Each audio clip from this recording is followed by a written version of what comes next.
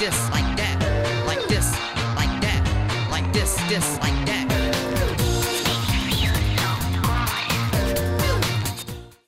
Eh bien, bonjour à tous, on se retrouve pour une toute nouvelle vidéo de No Limits 2 et on se retrouve en face de cette merveilleuse Dive Machine BM dans un environnement relativement blanc. On se croirait sur Antichamber, pour les plus vieux de la chaîne, je pense que vous aurez deviné de quoi je parle. Bref, on va donc essayer de visiter ce coaster relativement assez original pour le coup, même plutôt excentrique, on va pas se mentir. C'est vrai qu'on se voit pas du tout BM faire ce genre de truc, mais bon, écoutez, moi c'est un petit peu, j'ai l'impression que c'est un petit peu la catégorie des coasters qui essaient d'innover, mais pas dans le réalisme, vous savez. Donc je vais le prendre tel qu'il est pour le coup. Si jamais vous avez une création comme ça qui est complètement barbare, mais assez original, n'hésitez pas surtout à me le partager, hein. Vous avez toujours l'adresse mail qui vous permet donc d'envoyer vos créations pour que je puisse les présenter dans cette série de vidéos. C'est magnifique, c'est merveilleux, et on s'est même trompé d'entrée puisqu'on est passé par la sortie. Bon, on a affaire à un Shuttle Dive Machine, plutôt original pour le coup, hein. C'est vrai que BM n'a jamais fait de Shuttle Coaster, hormis un Wing Shuttle qui va arriver dans pas très longtemps à Chessington, de mémoire, qui va être un wing coaster en mode launch coaster. Enfin bref, c'est un concept assez particulier dont personnellement je suis plutôt assez sceptique, hein. C'est vrai que BM fait toujours des coasters à sensation. Ils se sont jamais risqués de faire du family ride, si sauf, enfin et encore c'est pas un grand risque, hein, de faire du family ride, au contraire. Ils ont fait déjà des inverted BM, mais à mon avis le prix de ce truc, pour les sensations de ce truc, je sais pas si c'est bien.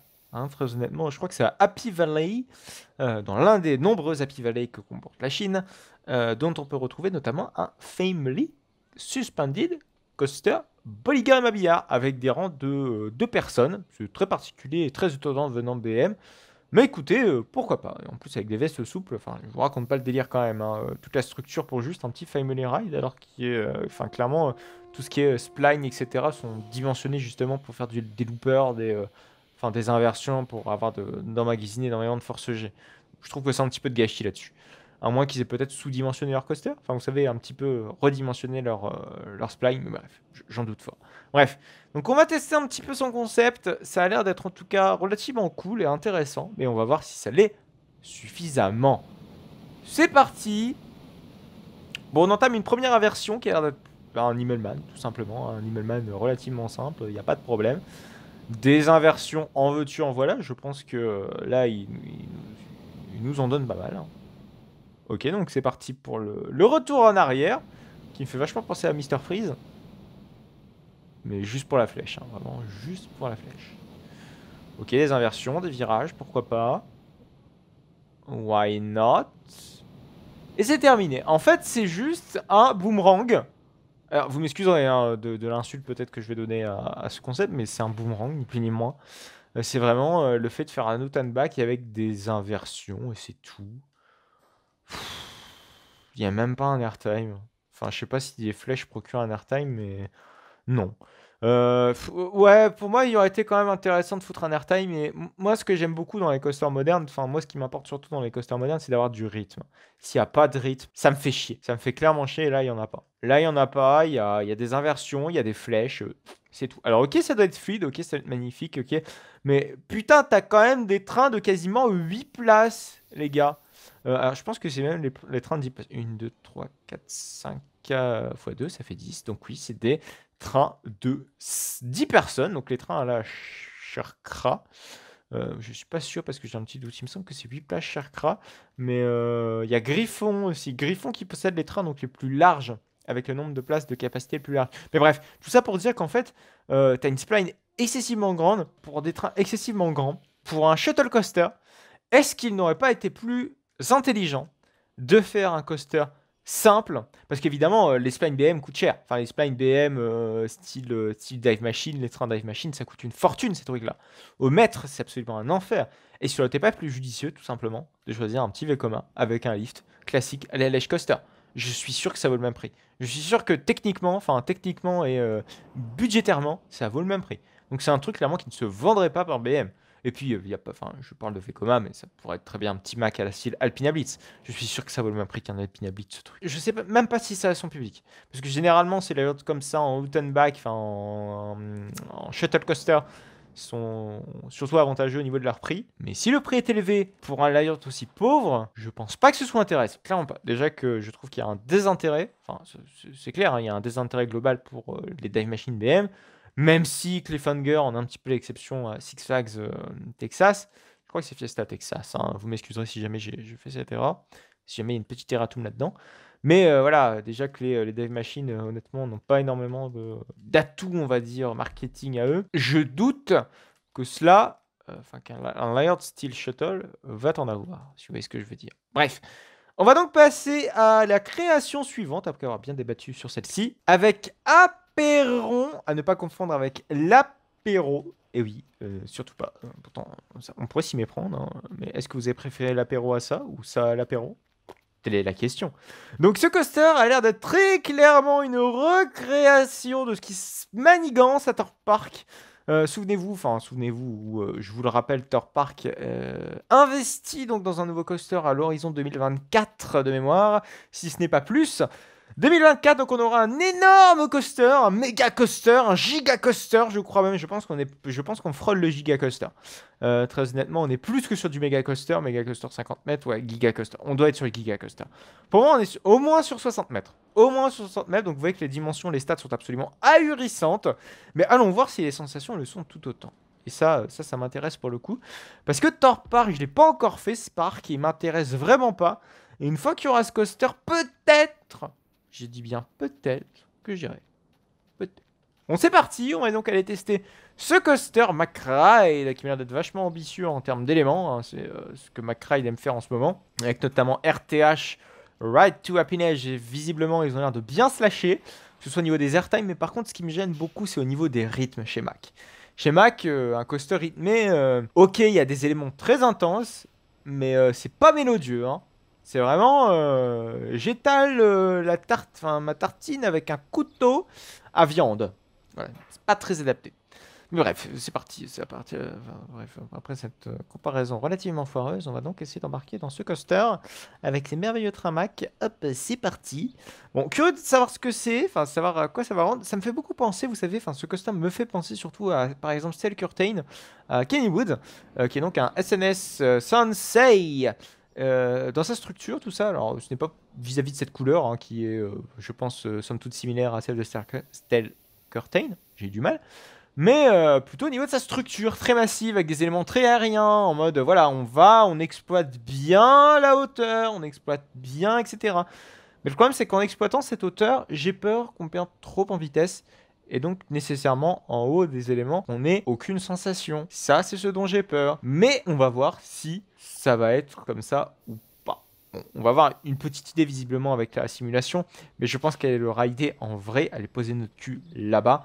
Je pense que ça n'aura évidemment pas la même saveur que de faire une on-ride sur No Limits 2 dont tout le monde se fout. Je sais pas pourquoi, mais il y a des petits artefacts. J'espère que vous ne les voyez pas. Je ne sais pas si c'est mon jeu ou si c'est vous. Oui, il y a des petits artefacts comme ça, j'aime pas trop ça. Bon, écoutez, on va faire avec, mais ça me plaît pas tout ça. J'essaierai de corriger ça pour le prochain épisode. Ouais, ça va être très bizarre. Est-ce que c'est parce que je tourne à un seul écran pour une fois? Très bizarre. Bref, c'est donc parti. On gravit ce lift qui vient excessivement haut. Bonjour, personne qui n'existe pas à ma gauche. Waouh. Et là, c'est impressionnant. Ah oui, en plus, avec cette inversion, c'est vrai qu'il plonge. Ah, par contre, à l'arrière. Oh. Ah oui, non, par contre, cette drop. Alors, par contre, c'est vrai que chez Mac, ils savent faire les drops. Hein. Entre RTH et Less Gravity. Oh. Je leur fais totale confiance là-dessus. Hein. Oh, putain. Avec un airtime latéral qui part comme ça en intérieur. Ok, avec un gros stall. Un gros stall qui finalement finit sur une pique de G. J'aurais préféré qu'il finisse en stall. Pour le coup, mais bon, je ne fais que chipoter. Par contre, il est quand même assez compact hein, pour un layer toujours aussi vertical. Ah, par contre, voilà, ce qui est dommage, j'avais déjà fait cette remarque, c'est l'exploitation voilà, de la vitesse. J'espère qu'on va pas être dans cette frustration. J'espère qu'on va pas être dans cette frustration parce que très clairement, quand on arrive sur les freins et qu'on a déjà beaucoup de vitesse, moi ça me frustre. Ça me frustre aussi, enfin ça m'a pas frustré nécessairement sur Ride to Happiness, parce que Ride to Happiness, voilà, il y a deux launches. Mais est-ce que vous avez vu la distance, enfin la distance qu'il y a entre le second launch et les freins finaux? Il n'y a pas grand-chose niveau distance, hein, très honnêtement. Enfin, le coaster aurait pu, je pense, finir... Enfin, non, je pense pas qu'il aurait fini le parcours avec un second launch. Mais ce que je veux dire, c'est que... Enfin, sans second launch, mais je pense que en ayant, voilà, évidemment, dimensionné les inversions pour, je pense que le coaster aurait été très bien, même sans second launch. Voilà. C'est juste le fait, je pense qu'ils voulaient faire donc un multi-launch coaster, donc du coup ils ont fait un multi-launch coaster quoi, mais vraiment je pense que quelques mètres de rail en plus auraient été parfaits pour pouvoir justifier la présence d'un second launch. Pour moi la présence du second launch sur RTH elle est moyennement justifiée, très clairement. Même si après c'est vrai que c'est toujours mieux d'en avoir deux que un, ça c'est sûr. Mais voilà, niveau justification, je suis assez sceptique là-dessus. Mais bon, pour revenir sur ce coaster, assez intéressant, ça c'est sûr. Ça, je vais aller le rider sans problème à Thorpe Park. Ça va m'intéresser. C'est avec des grands éléments et tout. Je pense que ça va clairement nous faire penser à RTH. Et voilà, ne serait-ce que voilà, ces éléments absolument dantesques. Non mais regardez cet airtime comme ça latéral qui plonge, mais comme... Oh, j'ai trop envie de voir. J'ai trop envie de voir. J'ai trop envie de poser mes fesses là-dedans. Ce sera en 2024. Ce sera à Thorpe Park. Je ferai une vidéo de trip park nautique dessus. Donc n'hésitez surtout pas évidemment à vous abonner à la chaîne pour pouvoir, cet épisode n'est pas fini, pour pouvoir potentiellement aller voir un trip park nautique qui sortira à ce sujet sur le nouveau coaster de Thorpe Park. Voilà, j'en profite pour faire ma pub alors qu'on n'est pas à la fin de cette vidéo. Mais bon, moi je trouvais ça intéressant. Ça fait vachement penser aux couleurs de Batman. D'ailleurs, je sais même pas sur quoi il va thématiser. Je pense que la thématisation n'est pas encore actée.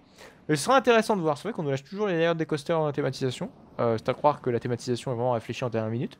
Mais bon, après, c'est vraiment la politique des parcs, de lâcher le coaster bien en amont comme ça. C'est ce qu'a fait la CDA. C'est une erreur, comme ça peut ne pas en être une. Hein, ça ferait clairement le débat, on a déjà eu ici. Parce que je rappelle que nécessairement, on se hype forcément à la bête. Et donc, nécessairement, voilà, je trouve que ça a fait un effet un petit peu négatif à Conda, puisque les gens étaient un petit peu déçus, si vous voulez, après leur premier rail. Tandis que Ride to Happiness a été tellement court, que ce soit au niveau de la révélation thématique, les gens ne se sont pas hypés pour Ride to Happiness. Ils se sont d'abord hypés pour Conda et Ride to Happiness est vraiment arrivé un petit peu comme la cerise sur le gâteau. Et finalement, Ride to Happiness a pour beaucoup surpassé Conda. Je pense qu'on doit être beaucoup plus de gens qui préfèrent Ride to Happiness à Conda. En tout cas, à ma connaissance, vraiment, j'entends plus de gens apprécier plus Ride to Happiness RTH que Conda. Moi, c'est l'inverse. Et bref, je vous invite à aller voir évidemment mon top 10 dans lequel je parle de mon classement des coasters et dont je parle de ma préférence entre Conda et RTH. C'est très intéressant, c'est sorti en décembre, donc n'hésitez pas à aller voir si jamais vous ne l'avez pas vu. Mais bref, on va donc passer à la dernière création de cette vidéo, qui est donc Pacemaker, et celui-là, il m'a l'air d'être vachement ambitieux et vachement bien porté son nom, parce que regardez le spaghetti de coaster qu'on a en face de nous. Oh, mais regardez le rythme qu'il a l'air d'avoir ce coaster, et vous savez à quel point j'adore les coasters avec du rythme. Oh là là, là, on va se faire plaisir les gars, hein. Mais il y a deux trains qui circulent en même temps sur le layout? Ah non, je pense que c'est juste le train qui trace tellement sa race, excusez-moi de cette expression. Et la vache. Waouh! Rien que de le regarder, bah, j'ai trop envie d'aller le faire. Donc c'est parti, on va aller donc s'installer dans le petit train. Et on va aller voir ce qu'il donne. Oh pétard. Oh pétard, pétard, pétard. Donc c'est parti. Allez, on a un train comme ça qui nous attend. Donc il n'y a pas de problème. On va aller launcher notre train. C'est moi, il tourne qu'à deux trains. C'est très peu, vous allez me dire. Oh, putain, mais il a l'air d'être extrêmement long. Ah, moi c'est ce que j'aime, hein, les coasters longs, il n'y a pas de problème. Mais j'aime surtout les coasters rythmés. Bon, quand c'est trop long, évidemment, ça me saoule un petit peu. Quand c'est trop long et qu'il n'y a pas de rythme, ça me saoule grandement. Hein, mais quand c'est bien long et bien nerveux, ça, j'adore. Ça, j'adore clairement. Bon, c'est parti. On va donc aller rider ce merveilleux coaster Intamin. Rappelons-le, avec les rails bitube, voire tritube. Bref, les rails next-gen Intamin Amusement Ride. Donc c'est parti. Oh là là, non mais ne serait-ce que le top hat, il est absolument insane, je suppose. Ça m'intéresse. Ah oui, ah, mais moi j'adore les... Alors, c'est vrai que j'ai dit souvent, j'ai rappelé souvent que j'aime pas les line roll. Mais quand on a des inversions qui roulent et qui tabassent sa race, moi j'aime ça. Moi j'adore. Ah putain. Excusez-moi pour le nombre de mots relativement peu adaptés. Mais je suis agréablement surpris par ce layout. Je suis même conquis. Sans même l'avoir... Ça manque peut-être un petit airtime latéral. Si on en a eu un tout à l'heure. Moi j'aime bien les airtime latérales. Mettez-les-en moi comme vous voulez. Y a pas de problème. J'adore ça. Oh pétard. Non mais regardez, en plus ça joue un petit peu avec les collines et tout. On arrive bientôt sur les freins. Quel dommage. Waouh, vous l'avez vu comme moi, ces à-coups? Ça me paraissait extrêmement bizarre. Bon, écoutez, pourquoi pas. Oh, j'adore ça. Bon, là, très clairement, on a une belle pépite quand même. Hein. On a une belle pépite, on a des éléments nerveux, on a des airtime, on a des inversions qui éjectent, mais comme pas permis. Ah, très clairement, j'adore ça. Mais regardez-moi la taille des trains en plus. Alors imaginez-vous à la dernière rang comme ça, vous prenez les éléments absolument dantesques. Moi personnellement, j'aime bien High Speed aussi. High Speed pour ces éléments comme ça, voilà, style Outline Roll, mais qui tabasse. Ça, j'adore High Speed, ne serait-ce que pour ça. Même s'il y a plein d'autres atouts dans High Speed. Et là, très clairement, je pense qu'on est dans la veine d'High Speed. High Speed est plutôt long, hein, faut le dire. Hein, même si, voilà, c'est vrai qu'avec plus de modernité, évidemment, on aurait dit, bon, c'est un coaster de longueur normale, j'ai envie de dire. Mais il est quand même long, High Speed. Pour son époque, il est quand même long. Et là, j'ai l'impression que c'est un High Speed un petit peu nouvelle génération. Dans cette même veine, avec bon, des trains plutôt longs, ça dénote avec High Speed, j'ai envie de dire. Mais voilà, écoutez, on a l'air d'avoir un top hat génial. Alors, c'est vrai que le top hat de High Speed est génial, mais avec des éléments justement nouveaux. Voilà, donc le fait de mettre un top hat comme ça en mode inversion, à mettre des airtime latérales de temps en temps, pour moi, c'est clairement un High Speed nouvelle génération. En plus, il est très compact. C'est vrai qu'High Speed est plutôt compact hein, pour un Intamin Blitzcoaster INTA. Hein, c'est vrai que c'est pas donné à tout le Blitzcoaster d'être compact. Donc celui d'High Speed a l'avantage d'en être un. Puis celui-ci est tout aussi compact. Hein. Non, mais regardez le sac de nœuds que ça fait comme ça. Mais c'est vraiment tout petit. Enfin, c'est vraiment ouais, enfin, c'est tout petit pour évidemment le launch coaster quoi. Ça s'étale pas n'importe où. Je pense qu'un parc qui a une faible empreinte au sol, enfin une empreinte au sol relativement raisonnable. Je pense que faible empreinte, c'était clairement pas le mot. Faible empreinte, je pense qu'on est plus sur le cas Freepertuis ou sur le cas Fantasyland. Même si Fantasyland, pour le coup, ils s'affranchissent un petit peu de cette contrainte. Mais non, ils ont toujours une faible empreinte au sol, c'est vrai. Enfin bref, je m'embourbe. Mais voilà, pour une empreinte moyenne au sol, je pense que c'est parfait. C'est pas pareil qu'un Hypercoaster BM qui prend des places absolument folles, qui va dans la pampa de je ne sais où pour essayer juste de choper un airtime à 0,00001 G. Même pas en négatif, hein, vous vous rendez compte? Bref, pour moi cette Intamin est vraiment le coaster un petit peu parfait du coaster long. Un bon successeur d'High Speed, parce que je rappelle, High Speed est un modèle de coaster générique. Enfin pas générique, surtout c'est un modèle répliqué, si vous voulez, High Speed. Donc voilà, ça ne m'étonne pas d'avoir Why Not à nouveau High Speed, alors que pas du tout, parce que High Speed en soi est parfait. Mais bref, je m'imagine des trucs, là je suis dans le fantasme, j'ai envie de dire, vis-à-vis de cette attraction. Parce que c'est vrai que j'ai eu un gros coup de cœur pour cette attraction. Alors peut-être qu'au niveau des débits, ça va peut-être pas du tout, hein, surtout vu la longueur du tracé. Je pense que ça manquerait, pourquoi pas, d'une zone de frein, c'est ce qu'a High Speed, pour pouvoir justement essayer de tourner à une capacité un petit peu plus élevée. Même si honnêtement, la zone de frein sur High Speed, elle est pas très utile, hein, parce qu'elle arrive quasiment... c'est la zone de mid-break, on parle bien. La zone de mid-break arrive vraiment quasiment à la fin du layout. Alors certes, ça permet justement de garder une vitesse toujours très élevée juste avant cette zone de frein. Mais du coup, là, vu qu'ici on a un layout, je pense, plus long que High Speed, je pense qu'il aurait fallu, pourquoi pas, une petite zone de frein quelque part, ou pourquoi pas un second launch. Mais vous aurez remarqué quand même, on parlait de RTH tout à l'heure avec ces deux launchs, mais là, il n'y a qu'un launch, et le train, vous avez l'impression qu'il ne perd absolument pas en vitesse. Hein, c'est juste que les inversions ou les éléments deviennent de plus en plus resserrés, etc. Et on essaie d'avoir un rythme toujours de plus en plus soutenu. Ou vous partez sur un rythme relativement soutenu de base. Hein. Regardez, vous n'avez pas l'impression d'une grande perte de vitesse non plus sur cette fin de layout. Ça, c'est très important. C'est très important pour moi, ce genre de coaster, d'avoir un rythme toujours, une cadence toujours très élevée. Voilà. Bon, par contre, le débit, ça a l'air d'être le petit moins de ce coaster, c'est dommage. Voilà. J'espère en tout cas que cette vidéo vous aura plu. Si jamais vous souhaitez donc voir votre création passer dans cette série de vidéos, n'hésitez surtout pas à laisser votre création dans la description de cette vidéo, mais surtout allez voir dans la description de cette vidéo mon adresse mail pour pouvoir m'envoyer un email avec justement votre création. N'hésitez surtout pas, cet espace est fait pour ça. Également, vous pouvez me retrouver sur mes réseaux sociaux, à savoir Instagram, dont je poste beaucoup de stories quand je vais dans les parcs d'attractions. Donc n'hésitez surtout pas, c'est @JeanYopOfficial. J'ai pris official parce que le Jean Yop n'existait plus. Hein, on me l'avait piqué, dommage. C'est comme ça. Donc n'hésitez surtout pas à liker cette vidéo si jamais elle vous a plu. N'hésitez pas à commenter pour donner des conseils, pourquoi pas, aux créations que vous avez vues dans cette vidéo. N'hésitez surtout pas à vous abonner pour ne plus manquer aucune autre de mes vidéos. On se retrouve donc la semaine prochaine pour du No Limits 2 à 14 h le samedi. Et également le mercredi pour du Roblox à 14 h également. Allez, à plus tard.